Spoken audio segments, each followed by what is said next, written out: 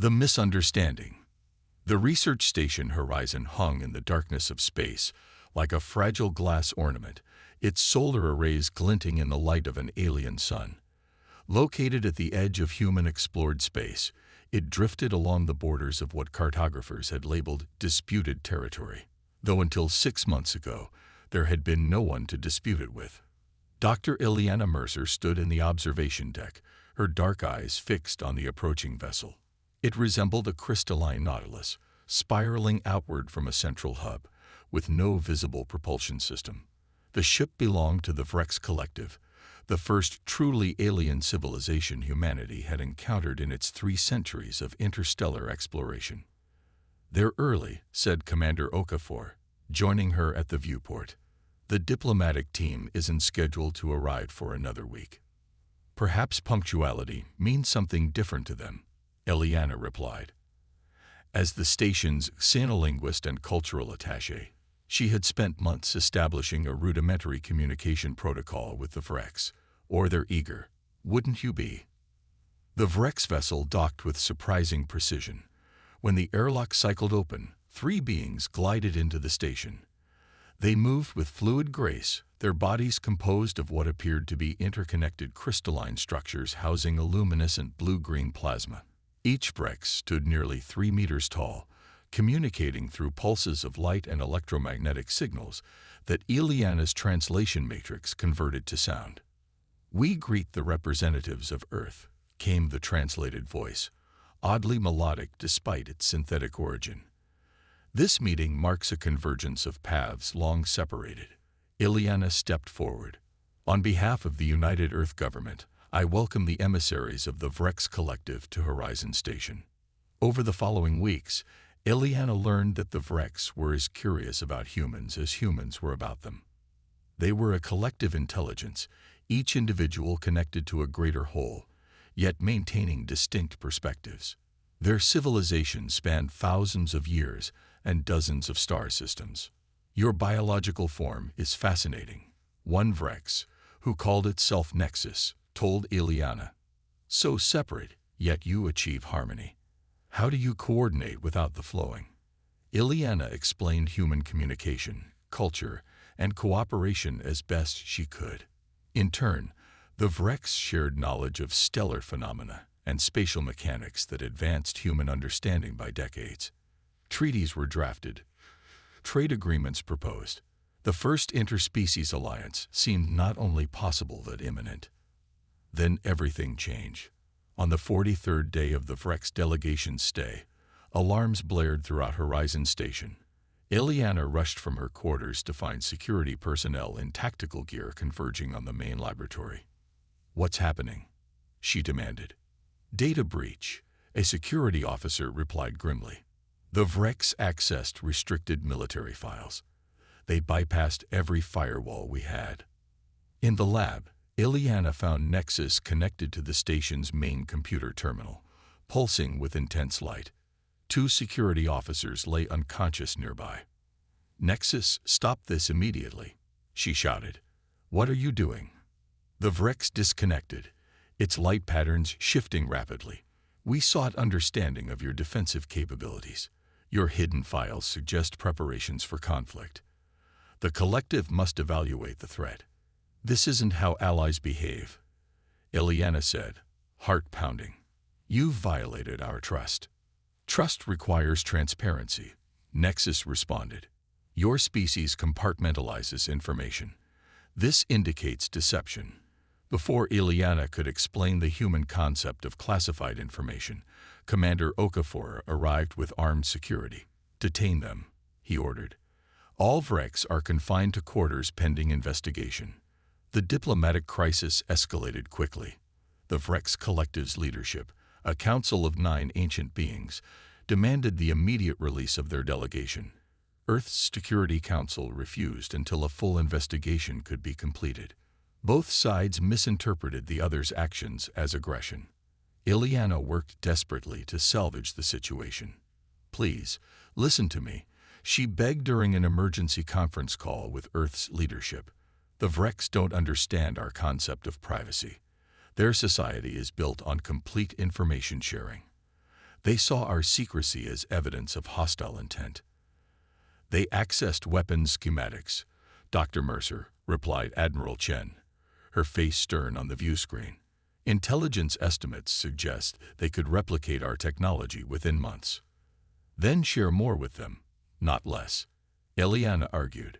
Show them we have nothing to hide. But fear had taken root. When the Vrex delegation attempted to return to their vessel, security forces tried to stop them. In the ensuing confusion, Nexus released an electromagnetic pulse that temporarily disabled the station's systems, a defensive measure in Vrex understanding, but interpreted by humans as an attack. 3 security officers died when life support failed in their section. The Vrex were forcibly detained. 7 days later, the Vrex Collective sent a message to all human colonies and outposts. Return our emissaries unharmed within 1 planetary rotation, or face judgment. Earth's Security Council voted to hold firm.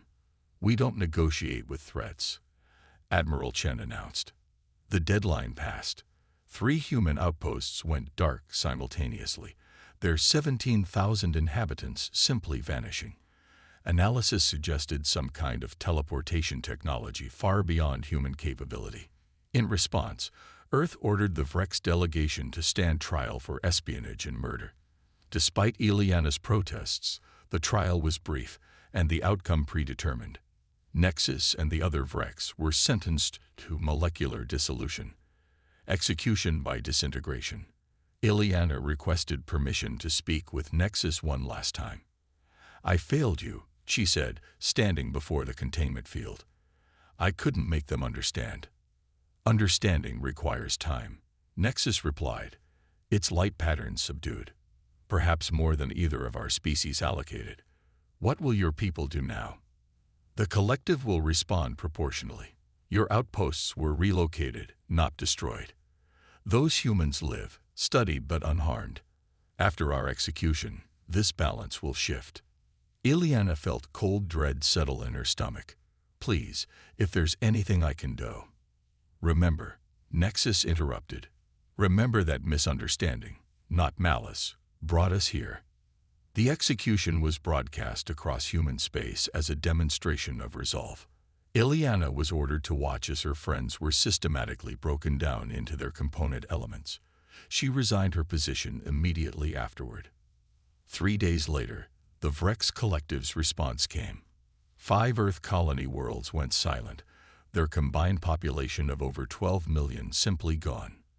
The message that followed was brief. Balance is maintained.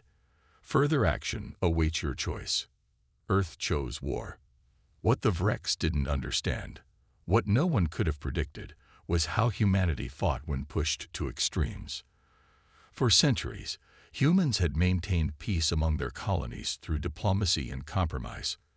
The species that had nearly destroyed itself in the nuclear age had learned restraint. But that restraint had been a choice, not a limitation.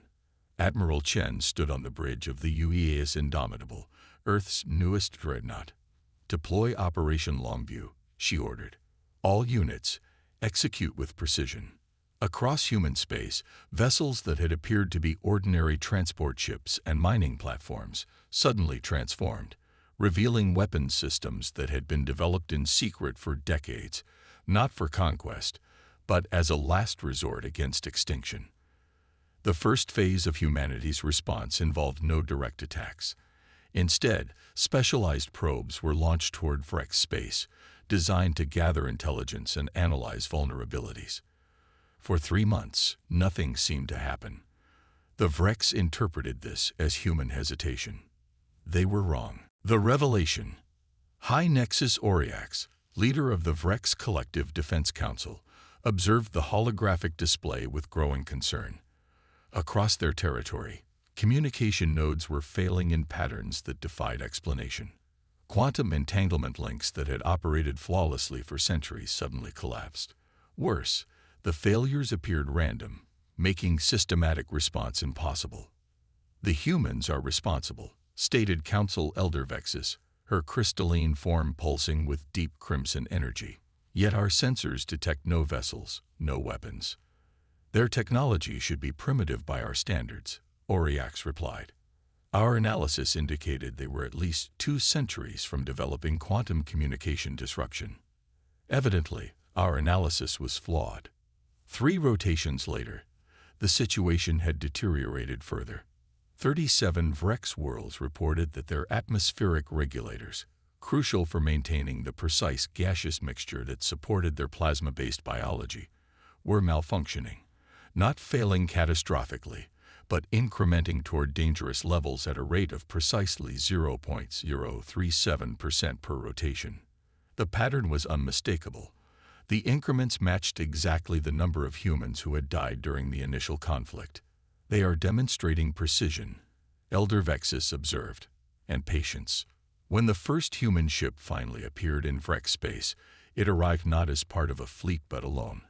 The UES Indomitable, broadcasting on all frequencies.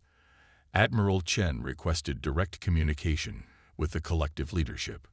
Auriax authorized the connection. The human appeared on their communication array, smaller and more fragile-looking than the Vrex, yet somehow imposing. I am Admiral Lin Chen of the United Earth Defense Force, she began. I come to offer clarity and choice. You have attacked our worlds without provocation, Auriax responded. Violated our sovereignty. No Vrex has been harmed, Chen countered. Unlike the humans your collective displaced, we know they live, but remain in captivity. Study, corrected Elder Vexus, not captivity. They are well treated. Semantics, Chen replied coldly. Let me be clear. We have demonstrated a fraction of our capabilities. Your quantum networks are compromised. Your atmospheric systems are under our control. We could have destroyed your civilization already. The Vrex Council exchanged pulses of electromagnetic communication, too rapid for the translation systems to capture. They had severely underestimated human technological advancement. If destruction was your goal, Auriax said carefully, why this communication? Because unlike your collective, we understand the value of choice. Admiral Chen's expression remained impassive. Dr. Ileana Mercer believed our species could coexist peacefully. Before her death 3 weeks ago, she left a message for your people. The mention of Ileana sent a ripple through the Vrex leadership. The human who had tried most to understand them dead. The view screen shifted to show a recording. Ileana looked tired, her once vibrant eyes now hollow, but her voice remained strong. To the leadership of the Vrex collective, if you're seeing this, I've failed twice. Failed to prevent conflict, and failed to survive to see resolution. But I haven't lost hope. Nexus told me something important before dying. That misunderstanding, not malice, brought us to conflict. I believe this remains true. Humans compartmentalize information because our strength comes from diversity of thought and approach. We are not a collective mind, but individual nodes working in concert, different from you, but perhaps complementary. The technology now being used against you was developed not for conquest, but as a final defense against extinction.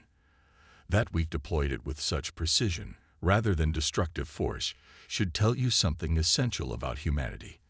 We prefer calculation to cruelty, mercy to dominance. Please choose understanding. It's what I would have wanted. The recording ended. Admiral Chen's face reappeared. Here is our proposal. Return all humans unharmed. In exchange, we will withdraw our technological interventions and share the full spectrum of our scientific understanding, including how we achieved what you thought impossible. Alternatively, continue to hold our people and watch as your worlds become incrementally less habitable. Not enough to kill, but enough to ensure the Vrex collective's gradual decline over generations. The choice is yours. For the first time in their ancient history, the Vrex collective faced an adversary they couldn't quantify. The humans had hidden depths, technologies developed in secret, strategies that defied prediction. Most confounding of all was their restraint, the calculated mercy that made their threat all the more credible. After 3 days of deliberation, the Vrex collective reached a decision. All human captives would be returned. A delegation would be sent to Earth. not to negotiate surrender, but to establish mutual understanding. 6 months later, Admiral Chen and High Nexus Auriax stood together on the observation deck of a newly constructed station orbiting a neutral star. Below them, teams of human and Frex scientists worked together on projects that combined the best of both civilizations' knowledge. Dr. Mercer would have appreciated this, Chen said quietly. Cooperation instead of conflict. Her understanding exceeds our initial assessment, Auriax agreed. We have established memorial enclaves on 12 worlds dedicated to continuing her work. Funny, Chen mused. It took us coming to the brink of mutual destruction to realize how similar our goals truly are. Not similar, Auriax corrected, like patterns shifting thoughtfully. Complementary. Your individuality and our collectivity, balanced. The station, named Horizon II, became the first outpost of what would eventually be called the Galactic Concordat, an alliance of species dedicated to the principle that understanding must precede judgment, that differences could become strengths when properly aligned. And on Earth, in what had once been Dr. Ileana Mercer's personal garden, a crystalline structure now stood, housing a small fragment of Nexus's consciousness, preserved before execution through means neither human nor Vrex had thought possible. It pulsed with gentle blue light, sharing stories of the stars with human children who came to learn about the beings who had almost been enemies, but became essential allies instead. The first lesson it always taught was simple. The universe is vast enough for many kinds of minds. The greatest power is not in destruction, but in the calculation of mercy.